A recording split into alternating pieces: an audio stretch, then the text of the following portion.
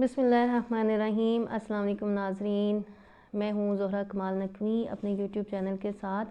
आज का जो हमारा मौजू है वो है नौरोज़ के हवाले से कि नौरोज़ क्या है, इसकी शरई हैसियत क्या है, क्या इसे मनाना जायज़ है या बिदअत है, हम इस हवाले से बात करेंगे।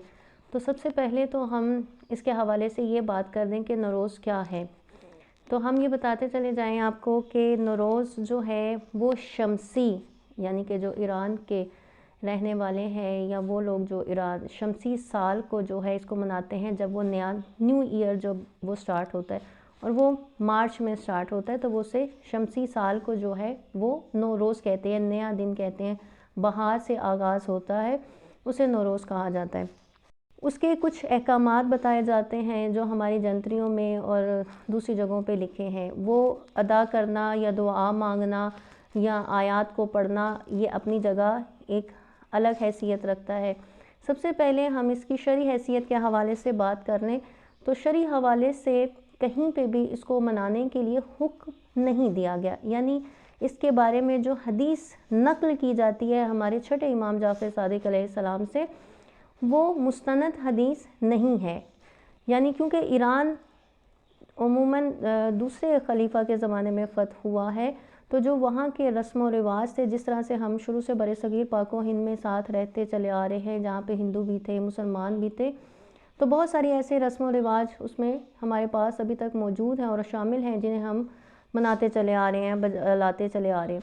इसी तरह से नौरोज़ जो है ख़ुद ईरानियों का एक, उनके मुल्क का, उनकी सकाफ़त का एक त्यौहार है। इसमें शरीयत में इसका कोई किरदार नहीं है या इसको मनाने या ना मनाने का हुक्म नहीं दिया गया। पहली बात तो ये कि ये शरई या इस्लाम का हिस्सा नहीं है। दूसरी बात, आया इसको मनाया जाए, क्या ये बिदअत है या जायज़ है।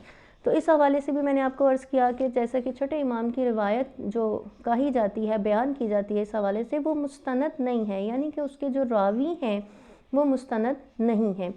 दूसरा कि जो रस्म, अगर आप दुआ मांगते हैं या कुरान की चंद आयत को पढ़ते हैं या एक मखसूस अमल करते हैं, बावज़ू होकर कोई भी ऐसा अमल करते हैं कि जो इस्लाम पर हर्फ का बाइस नहीं आता, यानी इस्लाम में किसी भी इजाफ़े या कमी का बाइस नहीं बनता, या इस्लाम में किसी भी ऐसी चीज़ का बाइस नहीं बनता कि इस्लाम पर जो है वो एक गलत नज़र जो है उस तरफ जाए, तो हर उस चीज़ का मनाना और उसका बजा लाना जो है वो जायज़ है। वाजिब अमल करार नहीं दिया गया, क्योंकि इस्लाम में जब एक चीज़ है ही नहीं, बाहर से कुछ चीज़ें दाखिल होती हैं, लोग हम में शामिल होते हैं, क्योंकि इस्लाम एक पूरी दुनिया पर जो है वो अहमियत रखता है और पूरी दुनिया में इस्लाम नाफिज़ है, शरीयत नाफिज़ है, तो लोग अपने अपने रस्म व रिवाज को उसी तरह से उन रस्म व रिवाज को मनाते चले आ रहे हैं जो कि इस्लाम में किसी भी इजाफ़े या कमी या बिदअत का बाइस ना बने।